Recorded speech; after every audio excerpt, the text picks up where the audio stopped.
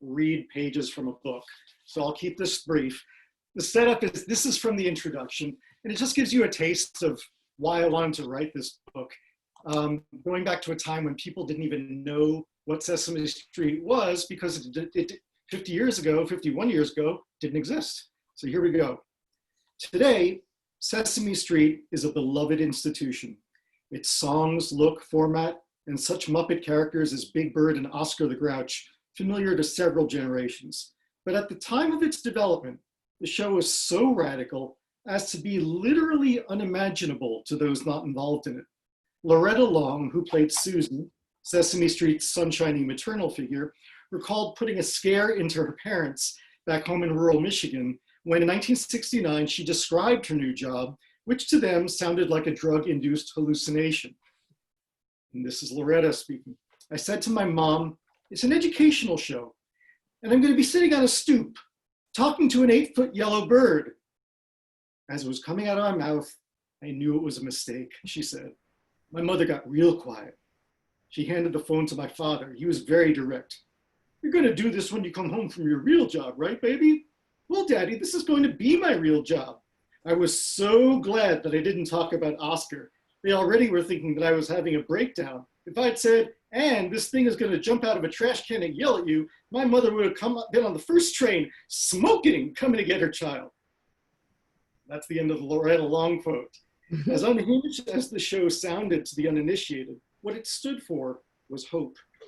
The streetscape was concrete, but the emphasis metaphorically was on the little shoots of greenery that sprouted through the cracks in the pavement. 3.5 years before Sesame Street's November 1969 premiere on PBS, the idea for the program had been hatched by two friends at a dinner party, Joan Gans Cooney, a producer of documentaries for public television, and Lloyd Morissette, a vice president at the philanthropic Carnegie Corporation.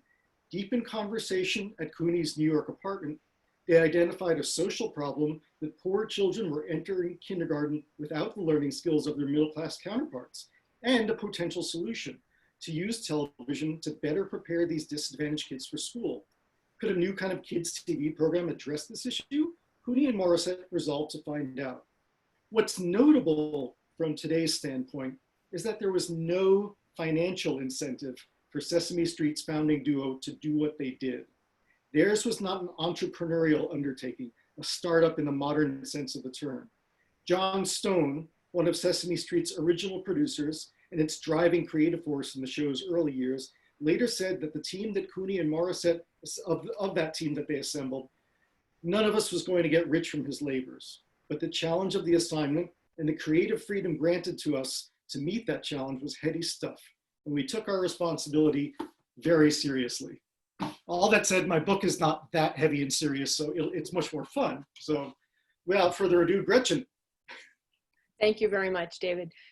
Please tell us a little bit about the cultural, political, and societal influences that conspired together to allow that show and these others to come to be. Well, it's interesting because when I look back at the, I was a little toddler at the time. When I look back at the adult accounts of what was going on in the world back then, it was all doom and gloom. It was the Cuyahoga River catching on fire. It was the Vietnam War, and it was the anti-war protests. It was Kent State. All these terrible things were happening, not unlike what we are feeling in the headlines today. But I was so fascinated by how this super optimistic crop of progressive TV shows arose in this very period. And I think part of it is you had the climate of Lyndon Johnson's Great Society, when there was widespread buy-in in the political class and just among the regular population for big government investment in social programs, in education. And so the Children's Television Workshop, which was the entity that produced Sesame Street, they got half of their federal funding in their early years from the federal government, which is unheard of now. You would never have the government in the public TV business. But yeah, and the other thing is, as I mentioned that little excerpt I read, you had a group of people who were doing things out of the goodness of their own heart. They were adults pursuing careers, but not careers to make money or careers to better their own station. They're uncommonly giving and equipped with consciences.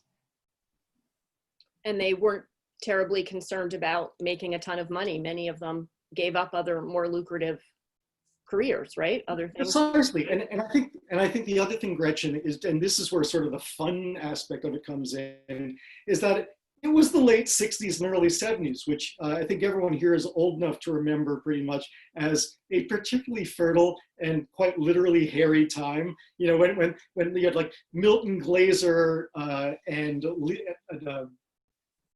who's that? Peter Mack's artwork and hippiedom and all sorts of crazy pop culture. Rowan and Martin's Laugh-In on TV, which was in pacing a big inspiration for Sesame Street. So artistically, it was an unusually kind of almost recklessly crazy period, which made children's TV more fun. Right. Yeah, it's incredible. I read in your book and then thought about it, how Laugh-In really was reflected in some of these shows, and how crazy that sounds, but it's true. Yeah, I mean, if there anyone is young enough to not know what Rowan and Martin's Laugh-In was, it was a late 60s sketch comedy show that was known for its super rat-a-tat-tat fast pacing, and also from going one medium to another. So like you'd have a pre-filmed sketch, then you'd be back on sort of the live stage with Rowan and Martin, and then you'd have a musical bit. And so Joan Gans Cooney was really taken with that pacing, and she said, I want to duplicate that in a kids' TV show. And there were a lot of people concerned saying, no, that'll ruin kids' minds. But what they didn't realize is that people like me, who were 3 or 4 or 5 at the time, we grew up TV literate. We came along never knowing that this was too fast. So it made sense to us. Right, that's interesting. Can you talk a little bit more about Joan and where she came from and how she came up with this? Joan Gans Cooney, well, she was Joan Gans when she was a young woman. She was born to a well-to-do Arizona family, and she did something really strange. She went to college, and while in college felt this calling to work in television, which is still a pretty exotic thing to go into in the 1950s when she graduated college. And she didn't go into TV like most people you know who go into TV go in for one of a few reasons or a combination. They want to be creative, they want to be famous, they want to make a lot of money, or they just want to be influencers. She wanted to address poverty.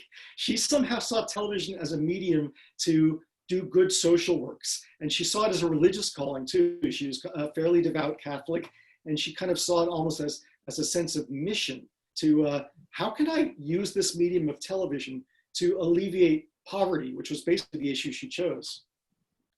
That's great. Maybe it's time to watch a clip from Sesame Street. Holly's going to put that up on the screen for us. Maybe I'll just say this one features a character some of you might remember, Roosevelt Franklin. Mm-hmm. Come on, Roosevelt. Let's see here.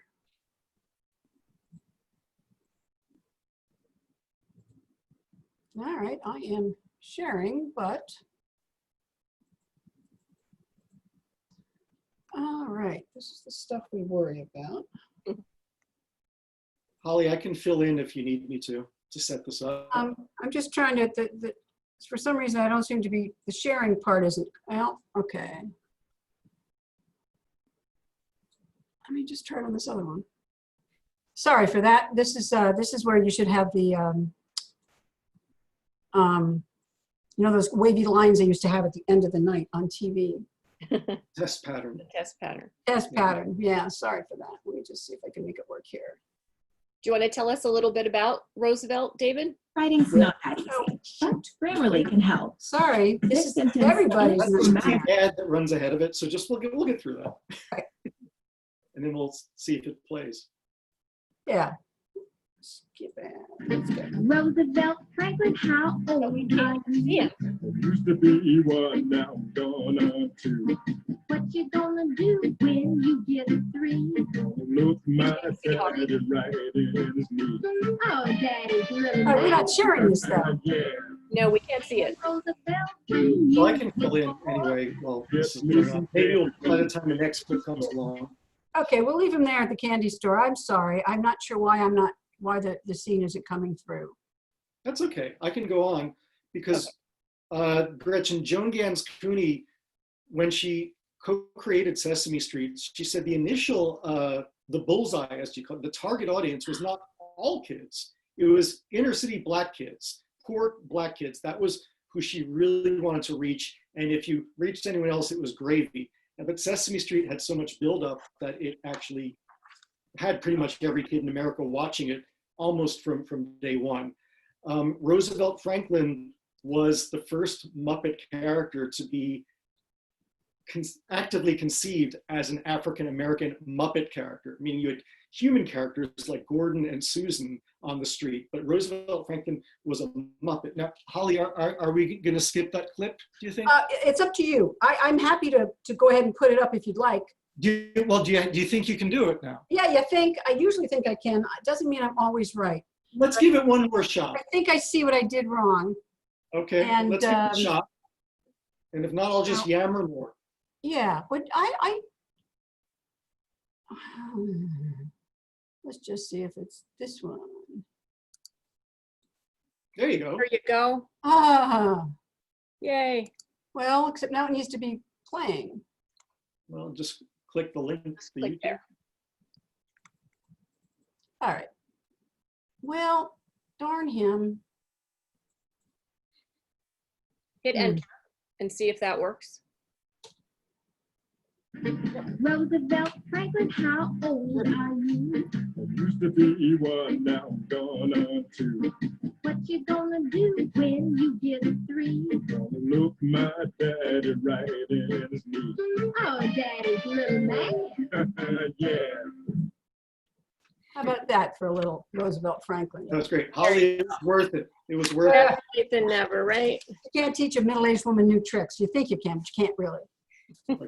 So there's a lot to say about what you just saw, as fleeting as that clip was. First of all, how did that character happen? Really unusually. Most of the characters that you know from Sesame Street, like Ernie and Bert and Big Bird and Oscar the Grouch and Grover, were kind of organically developed over time by Jim Henson, Frank Oz, and the other Muppet operators. Matt Robinson, who was a writer and producer on the show, he was also the man who played Gordon, the paternal Black figure human figure on the show. He said there needs to be an identifiably, palpably Black Muppet. And the reason why is that Jim Henson said, well, the Muppets have no color except the color of the felt that they're made of. But Matt Robinson said, well, you know, the default mode of a Muppet character is a white man, because that's the white men are the puppeteers. So that's their point of reference. And at some point, around the point when a kid's old enough to watch Sesame Street, age 4 and 5, some Black kid watching at home is coming to realize that he is a Black kid. And he would be so invigorated and validated by seeing a character who speaks like him or speaks like his parents or his brother and sister or neighbors. And so this manifestly African-American puppet character was developed. And as you saw, he did that kind of funky song. And it was also another way it was different was that the puppeteers still operated those puppets, but Loretta Long did the mother's voice and Matt Robinson did Roosevelt's voice. And this is how much careful forethought went into Sesame Street. You might have noticed that the mom character had her hand on her hip up like this. And that's because Loretta Long said to Jim Henson when they were developing those characters, she said, Jim, that's not how a Black mother would hold herself. And she actually asked them to rewire the mother so that her hand would be on the hip, so to be more authentic. And so I'm a white kid who's 4 years old watching this, and I just think this is the greatest thing ever, having nothing to do with the cultural identity. It was just the characters were so dynamic, and they really were effective at teaching letters and numbers. And my mother, who is among us tonight, swears that between watching Sesame Street and the Electric Company, I knew how to read before I even entered kindergarten, which is extraordinary. And I'm not alone. I think there were millions more people like me. The issue with Roosevelt Franklin is that some of the Black people who worked at Sesame Street, and there were a lot of Black executives and consultants, they thought that the Roosevelt character was quote unquote too street, meaning that the character was not aspirational enough. He was too you know, he was too much of a character who didn't embody the aspirational and assimilated Black character that some of the other people at Sesame Street wanted. So Joan Gans Cooney was a great listener, and she had to listen to both sides of the argument. And unfortunately, in this particular case, she went with the side who said that we want more bourgeois Black characters on Sesame Street. So Roosevelt, much to my consternation as a little kid, was phased out of the show, but he remains my favorite Muppet. And he actually had a big influence. Questlove, who was the drummer for the band The Roots, which is the band on Jimmy Fallon's show, he was a young kid in Philadelphia, born in 1970. He loved that character. And he said, as a Black kid in Philadelphia, absolutely, that character made me feel validated. So Roosevelt had the desired effect, but the politics of the time made him go away. And that's another thing in this book, is you read a lot about how there's all these political skirmishes within the Sesame Street Children's Television Workshop universe that makes the show change over time. Right, yeah, that's so interesting.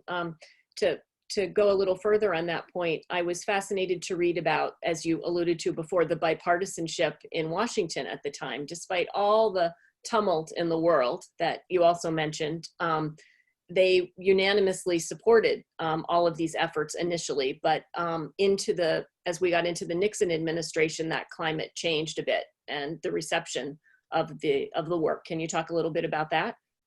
Yeah, so as I said at the top, this was born of Lyndon Johnson's Great Society. So when they were getting all that initial funding and selling the concept of having the US government, underwrite half the budget, and that remained true of the Electric Company too, the second show they came out with in '71, it made sense to everyone. The other thing was that we just weren't that polarized. Even Republicans, this wasn't just, there was a Democratic majority in both houses of Congress, but it was also Republicans saying, yes, this sounds good to me. We didn't have the polarization we have now. When Nixon became president, it did get a little harder, and there were annual threats to cut the budget, but they still used their powers of persuasion. And even the Nixon White House was fairly moderate initially in its approach to this. In fact, a few nights before Sesame Street aired for the very first time, NBC, a commercial network, donated a half hour of its programming time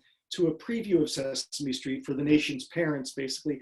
And Nixon's Secretary of Education, James Allen, came on this little preview and said, I hope that you all tune in to public television during Sesame Street time. So you actually had a secretary, a cabinet secretary saying, tune into the government's new TV show. Like, it would never happen now.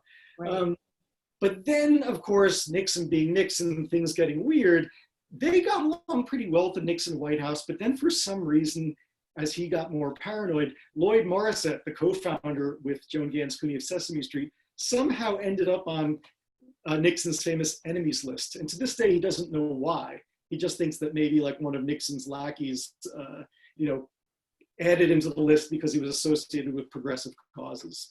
So that did become an issue, but over time it became increasingly moot because Sesame Street was such a success that they could get more and more of their budget, not from public funding, but from ancillary product sales, selling Ernie and Bert home puppets and action figures and books and records. In fact, the very first Sesame Street record was a Roosevelt Franklin record. So it became a big moneymaker unto itself. It self-funded. That's great. The Mr. Rogers recently certainly has had a big renaissance, especially in our moment and with adults, from the movies and the biography in the last couple of years. And his show and his philosophy about children's television, as you write about, was quite different than that came to be in Sesame Street. But there are some interesting parallels, which I liked reading about, between his life and Jane Gans Cooney's life. Can you speak a little bit about that, and also what they thought of each other and their work? Well, Joan Gans Cooney and Fred Rogers they were both religious people, and they both came to New York City. Fred, he actually wasn't originally from Pittsburgh. He was from Latrobe, that's right, where St. Vincent's College is. And so that's where the archives are that I studied. But he came from Western Pennsylvania to New York. Joan Gans Cooney came from Arizona, making almost, in the literal sense, religious pilgrimages. They both saw this new medium of television as a way to spread the good word, basically, but not in a televangelist way, in a sort of charitable good works way. And so it's interesting that simultaneously, as young people in their 20s, Joan Gans Cooney is working at CBS and Fred Rogers is working at NBC, and they both did well. And they both, if they stood pat, they both could have like probably flourished as regular commercial TV executives, as unimaginable as it sounds. Like Fred Rogers, director of programming at NBC, Joan Gans Cooney at CBS. But they both felt this calling. And when public television, when there was a new public station in Pittsburgh, Fred Rogers said, I'm moving back to Pittsburgh to become part of that. And Joan Gans Cooney became part of the precursor to Channel 13, WNET, which is New York City, to this day, New York City's public TV station. The other thing that they had in common was a belief in the social sciences. There were new developments in pediatric psychology that basically taught that early childhood is crucial. You can't just have kids doing nothing at home until they go to kindergarten. You know, you really have to start them young to develop them and make them nice people and thoughtful people, and to give them a leg up on their educations and their lives. And a lot of people think that Fred Rogers was just this uncommonly nice man who just had this slow, gentle way before a camera. But what they don't realize is that he worked for every single episode of his show with a pediatric psychiatrist in Pittsburgh named Dr. Margaret McFarland. And a lot of what he did was very carefully prepared and mapped out. Like when he walks into his house and sings It's a Beautiful Day in the Neighborhood, and he walks screen left to screen right, the reason he does that is because that's training a kid to read. Because in the English language, at least, you read from left to right. And so that was straight out of pediatric psychology. Same deal with the trolley that went to the land of make-believe. If any of you have ever had kids who go to nursery school, you know, the toughest thing for your kid in nursery school is transitions. Like when we have to transition out of the classroom to the physical education room or to the cafeteria room, that's when the kids start to cry. So he was very mindful of, let's have this trolley and its chiming music make a gentle transition. And that was pediatric psychology going right into TV programming. And Joan Gans Cooney, the same at Children's Television Workshop. Yeah, that's really interesting. I do have to mention that when I was a kid, I got to meet Mr. Rogers a few times. Wow. He was a friend of my aunt and grandmother's, and they went to church together, I believe. And the last time I saw him, I was home for spring break. I was 19 or 20 coming home from college, and my aunt was a member of the club where he swam every day and had lunch right down the street from his office, down the street from WQED. And he was there, and she said, oh, come on, we have to go see Fred. And she took me by the hand, and I'm 20 years old or 19. She took me over, and she took my hand and put it in Fred's hand. And she said, Fred, you remember Gretchen, my niece, don't you? She still watches your show. But he was a really nice man, and he was very much like he was on television. And I also got to go to WQED a few times and knock on the door of Henrietta Pussycat and X the Owl's Treehouse, which was a big treat. If I'd known, I would have interviewed you for this book, Gretchen. That's about my experience. But growing up there, we used to run into, you know, in town, you would run into all the characters, Chef Brockett and Joe Negri, who was a common sight on TV in Pittsburgh. The guy who played Mr. McFeely, the delivery man. But my favorite was Lady Aberlin, the beautiful young woman who looked, in my eyes, she looked just like Peggy Fleming. And one day I was out with my mom and we saw her and I was speechless. I didn't know what to do because there was Lady Aberlin. So it was very exciting.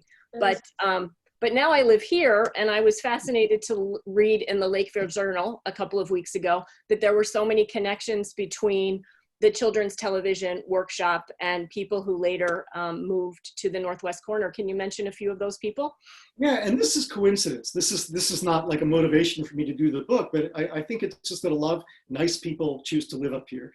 And Bob Hatch, who had his own PR firm, he was the PR man for Sesame Street. And that sounds like a sort of minor ancillary position, but Sesame Street had so much buildup before it ever aired on November 10th, 1969. There were stories about it. So Bob Hatch, who used to own the Lakeville Journal, in fact, until the mid-'80s, I think, or the mid-'90s even, he he was up here, and I think he's indirectly why I was able to watch Sesame Street from day one, because my mom, who may still be on the Zoom, though she has to leave soon, she read about this in the New York Times. My mom's a research scientist, now retired, but in her research scientist brain, she sees this article that says like a new PBS program for preschoolers, educational. And she goes, Dave, you'll like that. I'll put him in front of the TV. And so Bob Hatch deserves the credit for that. And Frank Oz, who is Jim Henson's right-hand man and did Bert from Ernie and Bert. He did Grover, he did Cookie Monster, and many other characters. He lives part-time up here as well. So a lot of connections to the Northwest corner. Yeah, that's fascinating. Can you talk a little bit about the use of music in a lot of these shows? It's so interesting, the creative forces that the people involved attracted. And there was some incredible music and talented musicians who never set out to do music for children. Yeah, I think that part of the reason that these shows are so effective is because they didn't just create sticky things that would stick in kids' brains, lessons, like from when they transitioned from nursery school to kindergarten. They created songs that are indelible, meaning I can still sing them now, and I'm about to turn 54 years old.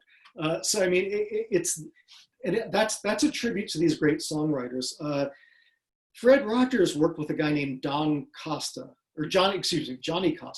who was a jazz musician who played those very gentle melodies on the celeste and the piano, and kind of improvised freestyle a lot of Fred Rogers' work. And then at Sesame Street, they hired a young composer and songwriter named Joe Raposo. And again, he created a kind of house sound for Sesame Street that was very multifaceted. It could be very early 70s funky, or it could be very vaudevillian, but it made these really catchy songs that you never ever forget. Like I've Got Two Eyes, 1, 2, and it's Not Easy Being Green, sung by Kermit.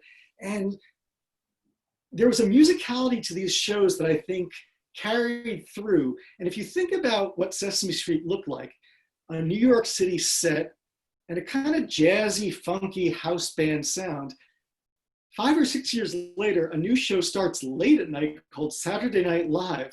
It's very similar, has an urban, slightly shabby set, a house band with a kind of jazzy, funky sound. And in fact, some of the same musicians, Bob Cranshaw, who was the original bassist for the Sesame Street house band, then became the founding bassist of the Saturday Night Live founding house band. So there's a continuity that as kids like me grew up, this good music followed us around. And I think music was such a conduit for education, which was one of the great things that the people who developed these shows recognized. Yeah, so interesting. And some of the people who appeared on the shows. So that's going to take us into our next clip, Holly, from the next great show, The Electric Company. And Yes. I'm sure you'll recognize everybody, a couple of people in this clip. And I'll just tell you, it's called Easy Reader. This was the premiere episode of that segment, The Easy Reader. Writing's not that That's easy, okay. but So this part rarely is can help. This sentence is grammatically correct. skip ads now. Easy reader, that's my name. Reading, that's my game. Top, bottom, left to right. That reading stuff is out of sight. Easy reader, that's my name. Sorry. Cut them off. That's okay. So great. It's great, and it's talk about. I mean, it just once you hear that a couple of times, it stays with you quite some time. Right. And he was, and it goes on. He doesn't just keep saying "Easy Reader, that's my name." Then he teaches you to actually read, and that, of course, is young Morgan Freeman and Rita Moreno. And so many factors in that clip, just like I said about the Roosevelt Franklin clip, were revolutionary. First of all, you had a Black man and a Latina woman you know, a multiracial cast, which by itself, Sesame Street and the Electric Company were pretty much the first truly multiracial casts. It wasn't just like having Bill Cosby opposite Robert Culp in I Spy. These were multiracial casts. And then you see what I talked about, that Peter Max aesthetic, that sort of, you know, the way the artwork is done and everything. And it was just so captivating if you're a kid. So even if adults thought this is weird or this is corny or what is that? Again, we were TV literate and it was made for us. It connected with us in a way that nothing that had come before it had. Like Howdy Doody would not have connected with us. Years later, I saw old clips of Howdy Doody and I thought they were terrifying. It was just right for the moment. And then again, that's Joe Raposo writing the music, that funky but child-friendly music. So these shows were just so inventive and so generous to their kid audiences. It's hard to imagine anything like that being on television today. The costumes and the colors, it's such a product of its time. It was great. I personally loved the Electric Company and the famous silhouette scenes. Oh yes, and those were often Morgan Freeman and Rita Moreno doing them, where they were just in profile, nose to nose, and it would be a at, cat, and so forth. And that was called silhouette blending. That's what that was called. And Rita Moreno, when I interviewed her, said, of course, you know, Mike, I later learned that kids couldn't resist going, shh, it, but I will not finish the word. But she said it got back to her that people were doing a lot of that. And they also had a cool kids band on that show. They did. They had a group of kids called the Short Circus, which is, again, an interracial band of young kids who were fantastic and also really good at teaching lessons. I interviewed one who has sadly passed away since I interviewed him, Robert Douglas Grant, who was the young black kid in the band, black boy. There's a black girl as well. And he was someone who I thought was the coolest kid in the world. He sang a song called Stop, you know, where they had the stop sign and everything. And I told him, I can't believe I'm meeting you, because when I was 6, you were the coolest person on earth. And he's totally unassuming, lovely man, an artist later in life. Wow, that's great. Do you have a favorite show from this period? Well, I think we're going to have to get to your favorite show, Gretchen. That was my next thing. I was going to lead into it. That said, Okay. I wonder what yours was, and then I was going to say, well, mine has to be Zoom. And I have a friend who's on here. I won't call her out, but I know it was her favorite too. And I told you earlier, I had a dream of moving to Boston so that I could try out to be on the cast and get one of those cool striped shirts. And it was the greatest thing. So I think Holly has a clip for us from the opening of Zoom. And this was the fun Zoom, the original Zoom. 70s Zoom, not the 90s Zoom. That's right. Yeah. Right, the one that we're so happy with right now. Yeah, it's not this Zoom. Because this Zoom always seems to come with ads.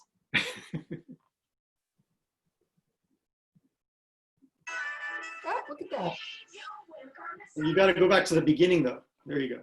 You're in the middle. Yeah, I can start.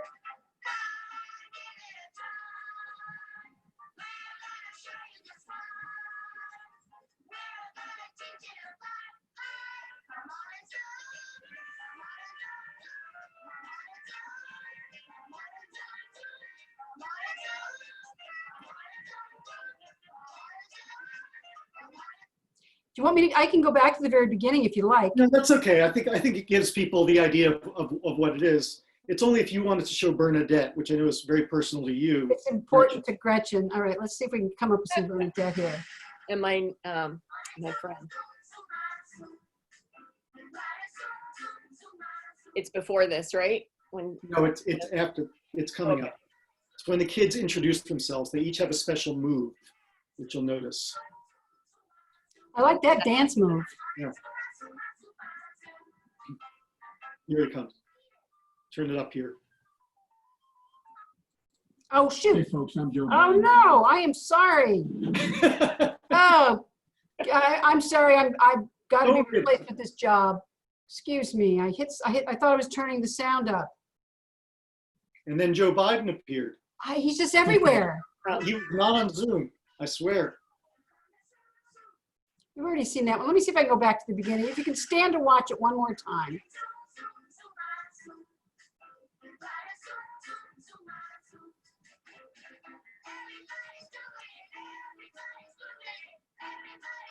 Notice they have no shoes on. Ah, It's filmed in a big soundstage in Boston, where Julia Childs, the French chef, was also filmed. Okay, let's get to the part where they're introducing themselves. There we go.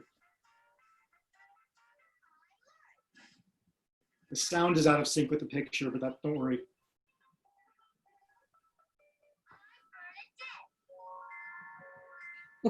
Okay, I think we can stop there because That's the good. Bernadette part was what Gretchen wanted to show us. it is pretty amazing, isn't it? Okay, Gretchen, I'm going to ask you a question now. Okay. Can you do the Bernadette thing for our audience? Oh, no. Yes, I can. Yeah, I yeah. can do it in both directions. Wait. Well, we need to get up on her. We need to, Can we get Gretchen on the main screen? Oh, I was just trying to think if I can do that. If you say something, you come, okay. oh, I have to Yeah. talk. So if Yeah, because it's, I can do it both from the front and the back. yikes. Okay, so let me briefly just tell a thumbnail version of that story. So Zoom was a show created by WGBH in Boston for tweens, kids who are age 7 to 11, to help them feel better about kind of about themselves as they were transitioning from early childhood into adolescence. And again, a conspicuously multiracial cast of non-professional kids. These were not trained actors. They were just kids who auditioned. They wanted for season 2, they wanted to represent the Asian population. And they found a class where Chinese American kids were being taught Mandarin. Bernadette Yao, that young girl you saw there, was a shy girl, but she went to this audition with her friends and somehow had this innate charisma that the producers liked. They all had to have a little move when they introduced themselves on the show. And there was one girl you might have seen there named Lori. She said, "I'm Lori." And then she does a back walkover. And "I'm Leon." Leon was the young black kid. He played the drums, and so he's playing the drums in his move. And Bernadette despaired of, "What do I have? I have nothing." And she went home to her father. Her parents had moved to the US from China after the Cultural Revolution. Her father was an engineer. And he said, there's a move from the Chinese opera where it's kind of warlords using their swords, kind of helicoptering the blades, but doing this motion without the actual swords. And Bernadette said, that's kind of embarrassing and too Chinese. I want to be more assimilated, but she had nothing else. So she does this for the camera. And it turns out that somehow that move mesmerized an entire nation of 7 to 11-year-olds in 1973. Because you've got to bear in mind, when Zoom premiered, we were in more of a monoculture. We didn't have 500 channels. We didn't have Netflix. We didn't have Hulu. So every kid was pretty much watching Zoom in 1973. And Bernadette, with that innate charisma and that arm move, became nationally famous. And to this day, there are people like Gretchen, and I've met them all over the country, who, if you say, "I'm Bernadette," they do that move. And I interviewed Bernadette about the experience too, and she really talks about how that show was transformative, not just for its audience members, but for her. She said, "It brought me out of my shell. I was a shy kid, ashamed of my Chinese heritage, and then I learned it was okay to be different, and also okay to be American." And so it's all the good lessons of childhood that I wish kids could learn with more ease today. I think from one day to the next, that move consumed recess on the playground. And there were many days and hours of trying to dissect it and figure out how to do it. And I don't remember who figured it out first, but there was a lot of practice for a long time. It was a skill that we were all very proud of. So that was pretty cool. And I pointed out before, I mentioned, to notice that the kids didn't have any shoes on. And you write about how the role of the youngest cast members changed over the years through these different shows, from the really little kids that were on Sesame Street to these kids on Zoom. Can you talk a little bit about that? Well, I think that they recognized that over time that kids would need different kinds of programming depending on the age group they were in. So, Mr. Rogers and Sesame Street were basically for preschool and kindergarten. The Electric Company is more for like first, second, third grade. Zoom comes along, it's more for fourth, fifth, sixth, seventh grade. And again, so these were all shows, by the way, that received public funding. I also write about some commercial shows like Schoolhouse Rock and some local ones like the Magic Garden, which was a big one on WPIX in New York City. But basically, it was a time when the federal government was actually playing a big hand in helping kids along from age 3 to sort of teendom, basically, with these really wonderful educational TV shows. And it was like anarchy, I think, by the time they got to Zoom, right? You never see an adult. It's this big open space. They're running around and they're just in control of everything. But it's not anarchy in a bad sense. Right. I say it's not Lord of the Flies. It's right. Like best case scenario, because the kids are just allowed to talk about their feelings, which people say that's squishy and snowflakey, but it was revolutionary at the time to see kids of different races and different ages and different backgrounds talking honestly about their feelings, including race. And kids watching at home were like, oh my God, I've never seen anything like this. I think that's why it was so effective and why you and I are sitting here talking about this, 40 something years later. Yeah, so interesting. I remember I even sent away, you could send a card in and get a Zoom postcard. And I was so excited. I got one for a craft that was making a calendar out of matchboxes. I still remember. I had to convince somebody to buy a whole bunch of matchboxes that I could empty out. And then you glued them together and you made a calendar that had all these little drawers. And I was very excited. And I bet we can all still recite the address of WGBH in Boston. Do you want to see if anyone in the audience can? Should we? Yeah, I bet somebody. Anybody know at least the zip code? Anita, do you know it? Yeah, I just know the last Boston, Mass. 021. 02134. Got it. So the fact that that's a common currency for all of us, that we all know that, again, it speaks that was a different composer, Newton Wayland. Again, always great composers involved in these shows. But the fact that we all retain that shows how effectively educational these programs were. And I think we should probably, Gretchen, get to questions pretty soon. But before we do, I just want to mention, speaking of Zoom, and because you, Gretchen, are such a Zoom fan, this is a new announcement. On June 26th, I think around 7, but I'll get the details to you. I'm going to be doing a Zoom about Zoom with the Museum of the Moving Image, with the founder of Zoom, the creator of Zoom, Christopher Sarson, who's 85, and Bernadette, and Leon, who you just saw. And so we're all going to be together on Zoom talking about the impact of Zoom. So June 26th, look for it. Be there. Yes. Sounds great. And probably if you need an extra person to do the Bernadette arms, I know somebody who might be available. Yes. We'll have a lot of us fighting over that chance, right? Be the understudy to Bernadette. Yes. So that was fantastic, David. Thank you. One last question I have for you. Dare I ask, do you think we'll ever have another age of Enlightenment Junior again with such great programming for kids? Let me put it this way. We know that with everything going on, the pandemic and Black Lives Matter and just the crazy things that I don't want to get too deep into right now, we know that we're going to have to rebuild the United States to some degree. And the economic depression we're going through too, with people being out of work. There's a lot that's broken that's got to be fixed. So we're entering a moment where there's a real potential to establish new norms and better norms, and maybe have more of a safety net for people, and more people who are like Joan Gans Cooney and Lloyd Morissette and Christopher Sarson, who created Zoom, who weren't in it for the money, but were in it for doing the right thing.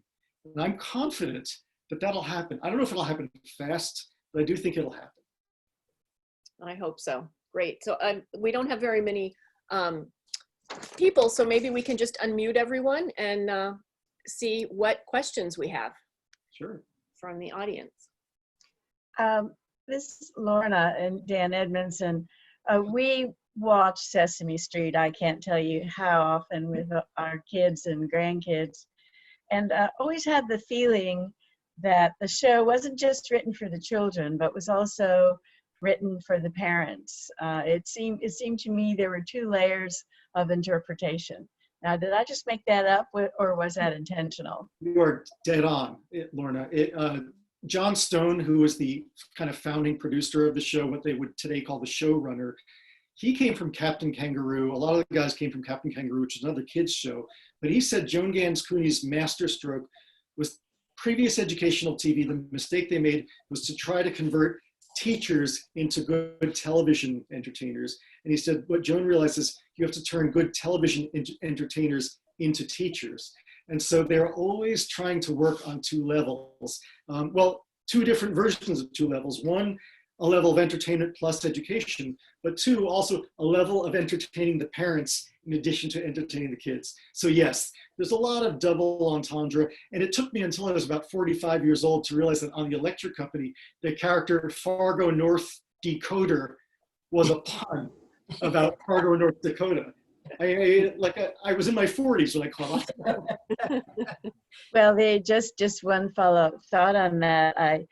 Not only was that wonderful because, of course, we enjoyed it at a different level maybe than our children did, but I also, knowing something about early childhood education myself, know that particularly in that demographic where people are very busy and always aren't sitting down reading and being with their kids, this would have been an added draw to bring some of those poorer families to entice them to sit down. And I thought that was very powerful.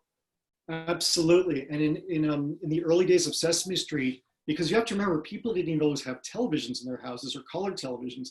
There's a whole department of children's television workshop called Department of Utilization, which basically meant community outreach. And they made sure that in inner city neighborhoods, that if you didn't have a TV, there was someplace you could go, a church or a common room in a housing project where your kids could get together and watch Sesame Street. So, and the way they did it, the levels of outreach were amazing. Like, they passed out flyers when two historically Black colleges were playing a football game at Yankee Stadium, Morgan State versus Grambling State.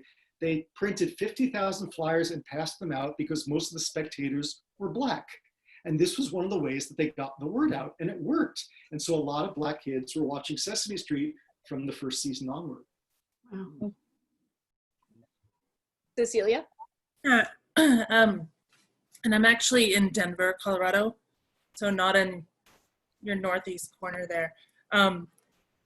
As a teacher and as a parent, I'm really curious, you know, Mr. Rogers and the creators of Sesame Street were consulting with child psychologists and looking at child development, and shows now are like, it's just like, it's overload.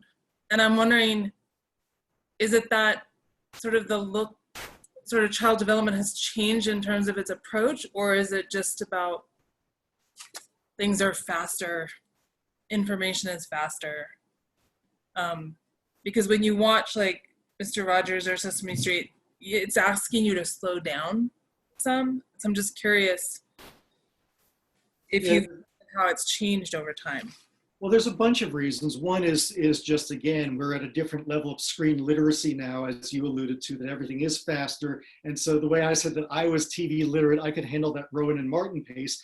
Kids now grow up, they're handed iPads when they're toddlers. So there's that factor.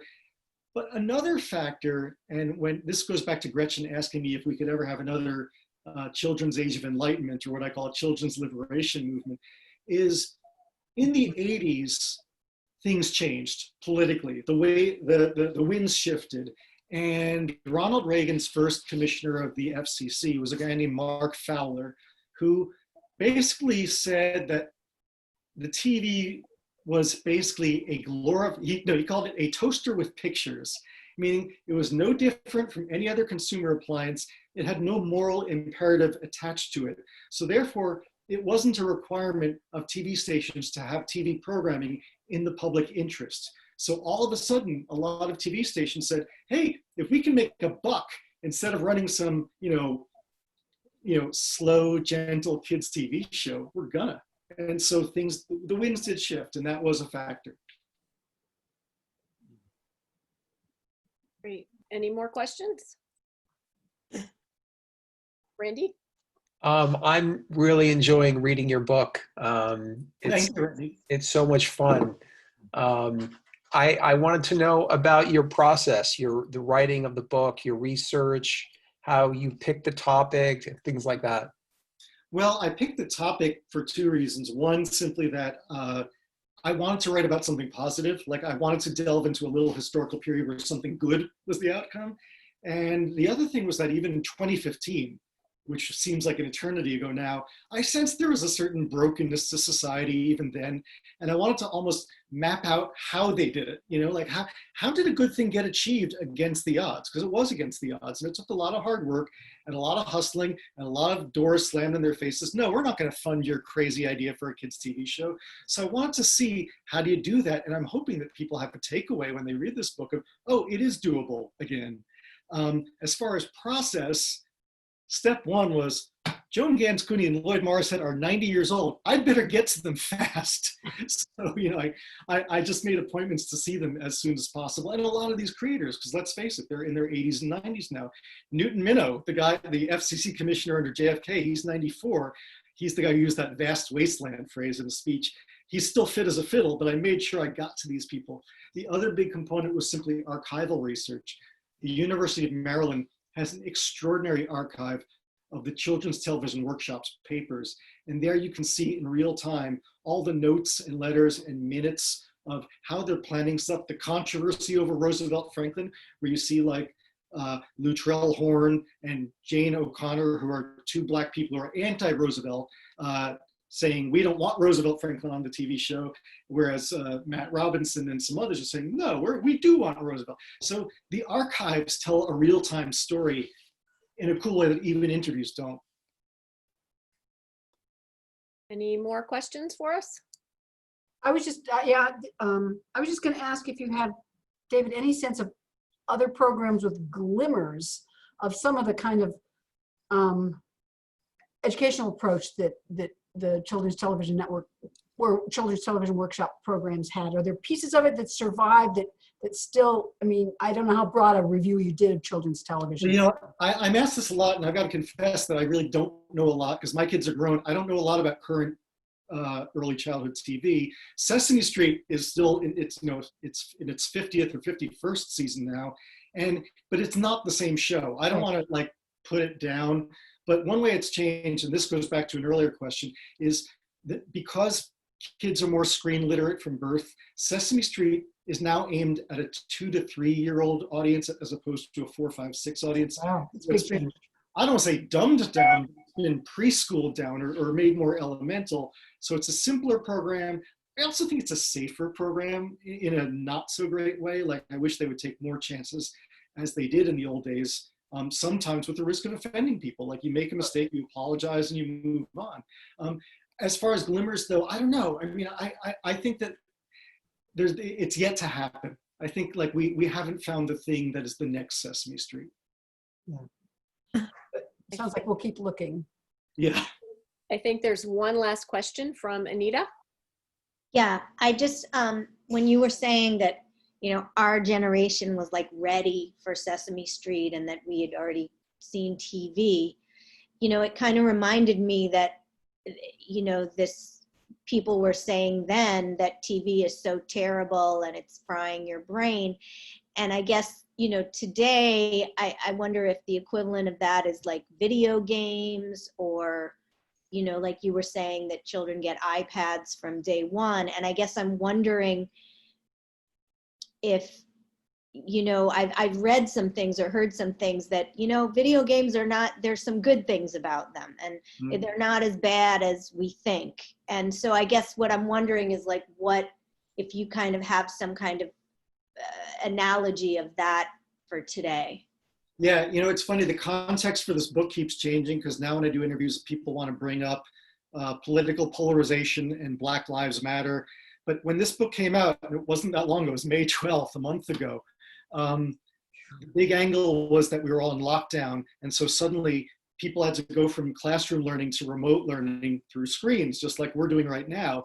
And so everyone's saying like, wasn't there a time when people thought that television could never educate? And that's true. Like that's the early part of my book talks very much about how even Lloyd Morissette at the Carnegie Corporation had to really struggle to convince some of his colleagues that this was worth investing money in. Like, they looked down their noses at TV. They thought TV is crappy and worthless. And indeed, it really was a lot of it, but it still had the potential that other people didn't see. So jump cut to the present, and people are saying, oh my God, I've got to do Zoom kindergarten. My sister-in-law has young kids, and her kids are doing Zoom first grade and Zoom third grade. It's a hassle right now, and people are trying to figure out, can screens teach?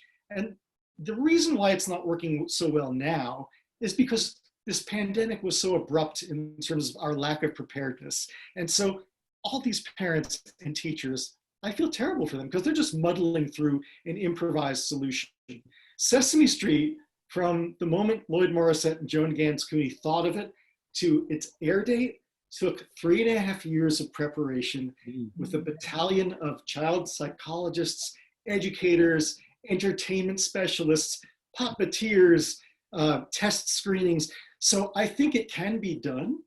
And I think screens can really teach, or you can use them, especially if we're going to have second and third and fourth waves of pandemic. I hope we don't, but we've got to be prepared. So I think there has to be that level of forethought and preparation that went into Sesame Street to make this kind of thing work in teaching young kids at least part of the time. That's great. Thank you so much, David. This was a really terrific evening, and I think we all learned a lot and had fun, and was a trip down memory lane for a lot of us. And you're leaving us feeling nostalgic for what now seem to be simpler times, don't they? And thank you to all of our attendees. Your presence here goes a long way in supporting the mission of our library. Please remember, we have curbside pickup of materials for you, and Holly's putting up a couple of slides. We have a great event coming up next Tuesday night with 7 fantastic American poets, along with their editor, reading from a brand new anthology that was just published as an ebook by Kamp, with about 100 poems written in the last 4 months in a response to the pandemic. It's really wonderful, and they'll be reading their work. And this is a free event. We're asking for donations, which we will share with workers at Sharon Hospital. And after this evening, we have 4 more virtual book signing events coming up every few weeks this summer. And you can find out more at our website. You can call us at the library. If you ordered a book tonight, I don't want to forget to let you know, we have them at the library. We're going to have David there soon to sign them. So we will be reaching out to you soon. And if anyone else would like to have a book, we have a few extra copies available. So you can call us at the library or email us. So thank you all so much. We appreciate your support, and happy reading and happy surfing on YouTube for more clips of great shows. Good night, everyone. Thank you, David. Thank you, David. Bye-bye. Thank you so much.